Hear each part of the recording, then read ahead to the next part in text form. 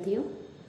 पिछले व्याख्यान में हमने मनुस्मृति के द्वितीय अध्याय में वर्णित माता पिता और आचार्य की महत्ता के विषय में वर्णन किया और किस प्रकार से इनका सम्मान करना चाहिए, इनकी आज्ञा का पालन करना चाहिए और इनकी आज्ञा का पालन करने से किस प्रकार से मनुष्य के समस्त जो कर्तव्य हैं उन कर्तव्यों की पूर्णता हो जाती है और इन तीनों की सेवा से ही समस्त कर्मों के फल की उसे प्राप्ति होती है। और यही प्रत्यक्ष परम धर्म, माता पिता और आचार्य की सेवा करना ही प्रत्यक्ष परम धर्म कहा गया है। उसके पश्चात महर्षि मनु जो है वो कहते हैं कि जो विद्या आदि है, विद्या धर्म और जो स्त्री रत्न है उसकी ग्राह्यता के विषय में वर्णन करते हुए कहते हैं कि इन्हें कहाँ से ग्रहण करना चाहिए, कैसे ग्रहण करना चाहिए, इसके विषय में वर्णन करते हुए वो कहते हैं कि जो विद्या है कि श्रद्ध धान्य है, शुभाम विद्याम आददिता अवरात्पि अंत्याद अपि परम धर्म स्त्री रत्नम दुष्कुलातपि। कि श्रद्ध धान्य है कि श्रद्धालु व्यक्ति, शुभाम विद्या की जो विद्या है कि जो श्रद्धालु व्यक्ति है उस श्रद्धालु व्यक्ति को, श्रद्धावान जो व्यक्ति है उस व्यक्ति को जो विद्या है, श्रेष्ठ विद्या है, उस और श्रेष्ठ विद्या अवरात अपि नीच जाति के व्यक्ति से भी, निम्न व्यक्ति से भी जो है उस श्रेष्ठ विद्या को आदि ग्रहण कर लेना चाहिए। कि नीच व्यक्ति से भी जो है श्रेष्ठ विद्या यदि प्राप्त हो रही है तो उस विद्या को जो श्रद्धायुक्त होकर जो विद्या प्राप्त करना चाहता है उसको अपनी अपेक्षा निम्न व्यक्ति से भी श्रेष्ठ विद्या को ग्रहण कर लेना चाहिए। अंत्यादपि परम धर्म, और जो चांडाल है उस चांडाल से भी उत्कृष्ट धर्म, यदि मोक्ष संबंधित धर्म, आत्मज्ञान संबंधित धर्म यदि उसे प्राप्त हो रहा है तो उस श्रेष्ठ धर्म को भी उसे प्राप्त कर लेना चाहिए, ज्ञान ले लेना चाहिए। दुष्कुलातपि स्त्री रत्न, और दूषित कुल से भी, नीच कुल से भी यदि शुभ लक्षणों से संपन्न यदि स्त्री की प्राप्ति हो रही है, स्त्री रत्न है विवाह आदि के लिए, तो नीच कुल से भी श्रेष्ठ स्त्री रत्न को स्वीकार कर लेना चाहिए। कि यहाँ पर ब्राह्मण, क्षत्रिय, वैश्य और शूद्र इनसे भी जो है विद्या प्राप्त करने के लिए कहा गया है कि ब्राह्मण, क्षत्रिय, वैश्य तथा निम्न जो व्यक्ति है उससे भी श्रद्धापूर्वक जो मोक्ष धर्म संबंधित ज्ञान को, आत्मज्ञान को, शिक्षा को प्राप्त करना चाहते हैं उसको प्राप्त कर लेना चाहिए। और श्रुति स्मृति भी एक धर्म की अपेक्षा अन्य जो लौकिक धर्म है वो यदि चांडाल व्यक्ति भी श्रेष्ठ धर्म के विषय में शिक्षा दे तो उसे भी ग्रहण कर लेना चाहिए, ले लेना चाहिए। साथ ही स्त्री जो है निम्न कुल में उत्पन्न हो वो, लेकिन दूषित कुल में उत्पन्न हो लेकिन श्रेष्ठ गुणों से संपन्न हो, पवित्र हो, अच्छे आचरण वाली हो, स्त्री रत्न हो, व्यवहार कुशल हो, तो ऐसी स्त्री को भी जो है नीच कुल से भी स्त्री रत्न को जो है ग्रहण कर लेना चाहिए। विष से भी अमृत को, बालक से भी सुंदर वचन को, और जो बैरी अर्थात जो दुश्मन है, शत्रु है, उस शत्रु से भी श्रेष्ठ व्यवहार को हमें ग्रहण कर लेना चाहिए। अर्थात विष से भी यदि अमृत की प्राप्ति हो रही हो, मिल रहा हो, विष से भी अमृत मिल रहा हो तो उसे ले लेना चाहिए। बालक से भी बालक भी यदि अच्छी ज्ञान दे रहा हो, अच्छी शिक्षा दे रहा हो, अच्छे वचन कह रहा हो तो उसे ग्रहण कर लेना चाहिए। शत्रु से भी श्रेष्ठ व्यवहार सीख लेना चाहिए। और अपवित्र स्थान से भी यदि स्वर्ण की प्राप्ति हो रही है तो उस स्वर्ण को जो है हमें ग्रहण कर लेना चाहिए। इस प्रकार विष आदि से अमृत आदि की ग्राह्यता के विषय में भी महर्षि मनु ने जो है उल्लेख किया है। साथ ही वो कहते हैं स्त्रियो रत्न अन्यथो, कि स्त्रियो रत्नानि अथ विद्या धर्म है शोचम सुभाषितम विविधानि च शिल्पानि समाधेयानि सर्वतः। स्त्री है रत्नानि अथ, कि स्त्री जो है, स्त्री जो रत्न है, स्त्रियों को और रत्नों को, कि स्त्री है स्त्रियां, रत्नानि अथ वो विद्या, कि रत्न आदि, मणि, माणिक्य, हीरे आदि, और विद्या अर्थात ज्ञान आदि। धर्म है शोचम, और धर्म को कि अर्थात धर्म तत्व को, यहाँ पे जो ऊ शब्द आया है रत्नानि अत ऊ, यह ऊ जो है वो पाद की जो पूर्ति है उसके लिए प्रयुक्त किया गया, ये निपात है यहाँ पर जो है, इसलिए उस ऊ को प्रयुक्त किया गया है। तो महर्षि मनु कहते हैं कि स्त्री, रत्न, विद्या, धर्म, शौचम, पवित्रता, सुभाषितम, अच्छी उक्तियाँ, सुभाषित सूक्तियाँ, विविधानि शिल्पानि और अनेक प्रकार की शिल्प विद्या, इन्हें यदि कहीं से प्राप्त हो रही हो तो इनको जहाँ जहाँ भी से भी ये मिले उनको ग्रहण कर लेना चाहिए। केवल ये नहीं सोचे कि किसी श्रेष्ठ जाति के व्यक्ति से ही मैं इन सब चीज़ों को ग्रहण करूं। यदि ये स्त्रियां, रत्न, विद्या, धर्म, पवित्रता, श्रेष्ठ वचन अथा सुभाषित और अनेक प्रकार की शिल्प विद्या आदि कहीं से भी प्राप्त हो रही हो, कोई भी जो है दे रहा हो, तो वहाँ से जो है उसको ज्ञान को, उस शिक्षा को जो है हमें प्राप्त कर लेना चाहिए, ग्रहण कर लेना चाहिए। उन सबसे लेने के लिए कहा गया है।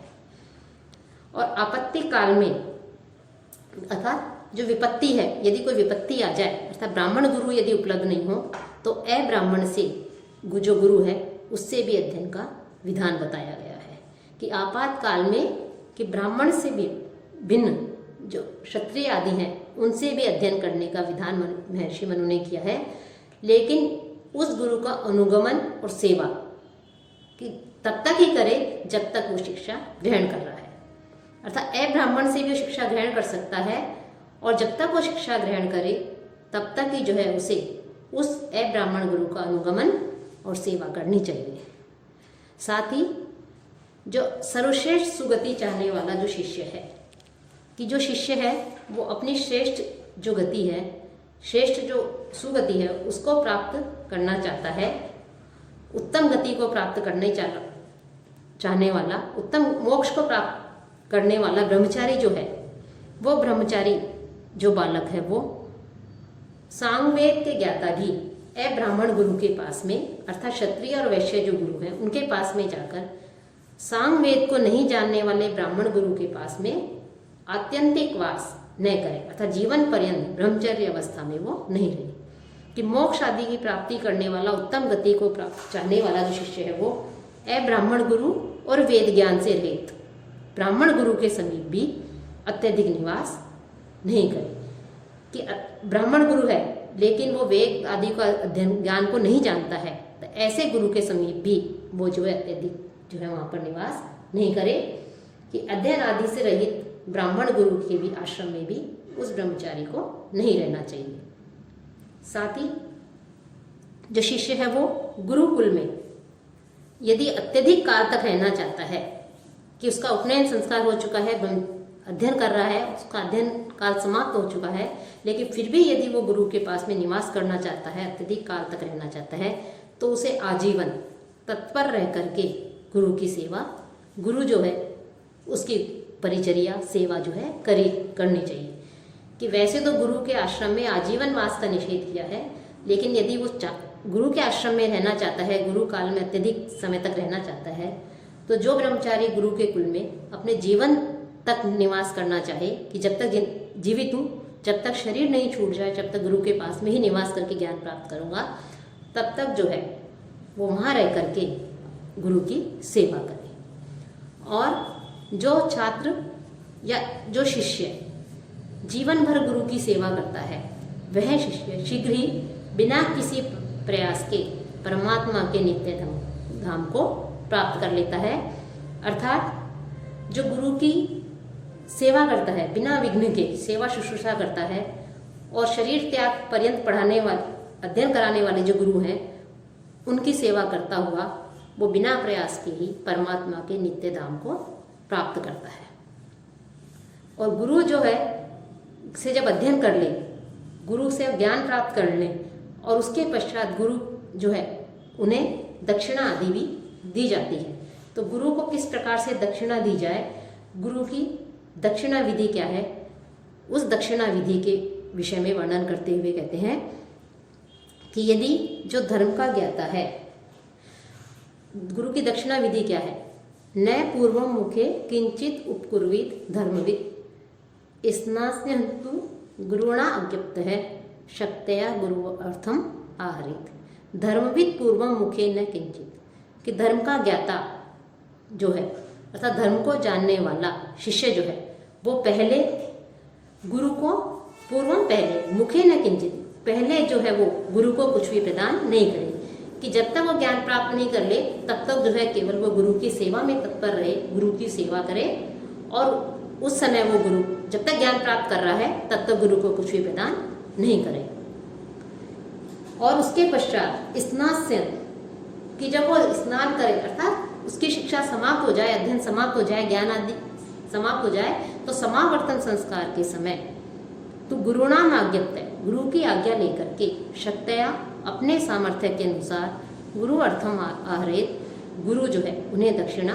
प्रदान करे। अर्थात जो धर्मज्ञ जो ब्रह्मचारी है वो ब्रह्मचारी बालक अध्ययन काल में गुरु का जो है किसी भी प्रकार से जो है उसे दक्षिणा आदि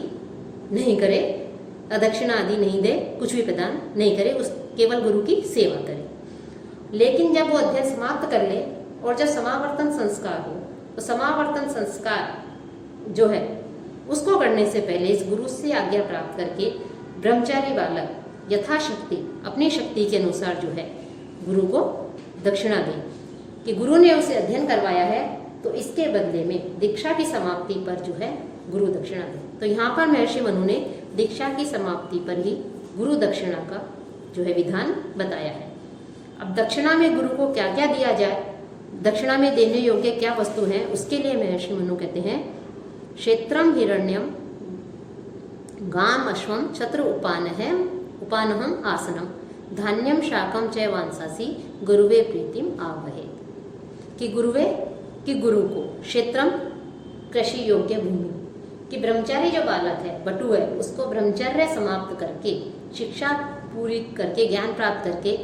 गृहस्थ आश्रम में प्रवेश करने के लिए जो समावर्तन संस्कार है, समावर्तन काल है, उसमें गुरु दक्षिणा के रूप में गुरु को क्षेत्रम कृषि योग्य जो भूमि है वो, हिरण्यम स्वर्ण, गाम गाय, अश्वम अश्व अर्थात घोड़ा, छत्र उपानहम की जो छत्र है, छाता आदि, जूता आदि, आसनम आसन, धान्यम धान आदि, अन्न आदि जो है वो, शाकम शाक आदि अर्थात भोजन सामग्री आदि, वांसांसीच और वस्त्र दे करके, वांसांसीच और वस्त्र आदि दे करके प्रीतिम आहारे उन्हें प्रसन्न करना चाहिए। कि जब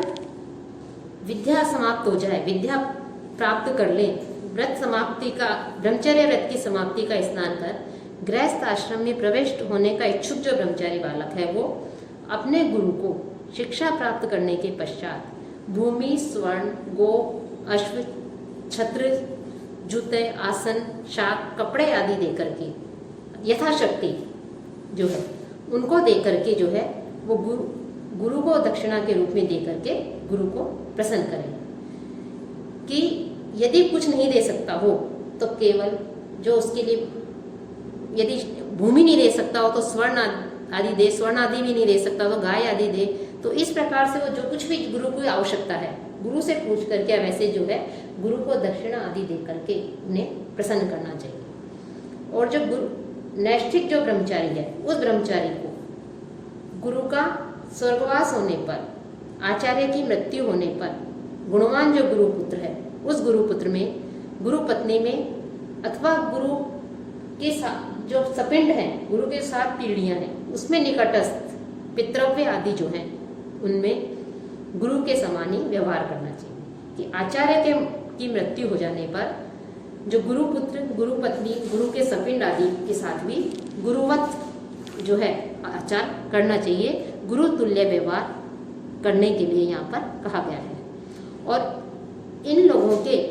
नहीं होने पर, आचार्य का देहांत हो जाए तो वो गुरुपुत्र को, गुरुपत्नी को या उसके सपिंड हैं उनको भी जो है वो दक्षिणा आदि दे सकता है। उनके साथ में भी उस प्रकार से व्यवहार, गुरु के समान ही उसे व्यवहार करना चाहिए। साथ ही गुरु आदि की यदि नहीं हो, गुरु के इन लोग, ये लोग जो हैं गुरु पत्नी, गुरु पुत्र, गुरु के सगे संबंधी आदि के विद्वान न होने पर स्नान, आसन और भ्रमण करता हुआ जो नैष्ठिक ब्रह्मचारी है,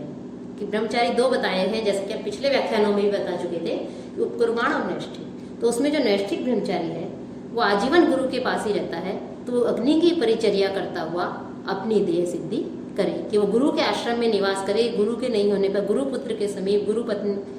पत्नियां गुरु के जो वंशज है उनके साथ में रह करके जो है वो इस प्रकार से कार्य करे, और इनके विद्यमान नहीं होने पर स्नान आदि, आसन आदि, व्रत आदि का पालन करता हुआ, भ्रमण करता हुआ, अग्नि की परिचर्या करता हुआ अपनी देह को सिद्ध करे। इस प्रकार से जो है वो इन सारे कार्यों को वो करे। इस प्रकार से जो ब्राह्मण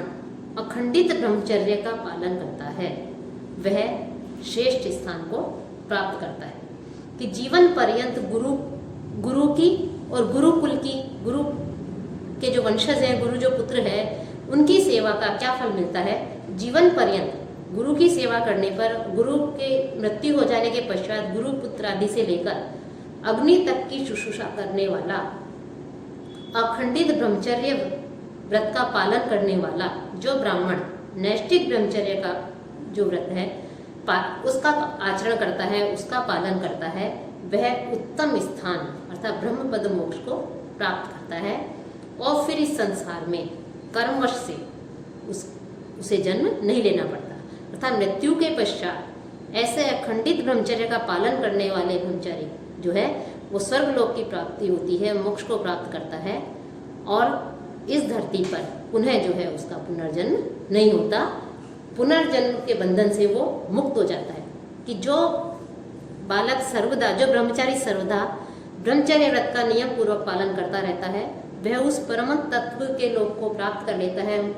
जहाँ से पुनर्जन्म का बंधन नहीं छूट जाता है, अर्थात उसे जो है मोक्ष की प्राप्ति हो जाती है। आजीवन गुरु की सेवा करने से जो ब्रह्मचारी है उस ब्रह्मचारी को मोक्ष की प्राप्ति हो जाती है। तो इस प्रकार से ये ब्रह्मचर्य के नियम, कर्म, गुरु के महत्ता आदि के विषय में वर्णन करने के साथ ही महर्षि मनु के द्वारा वर्णित द्वितीय अध्याय समाप्त होता है।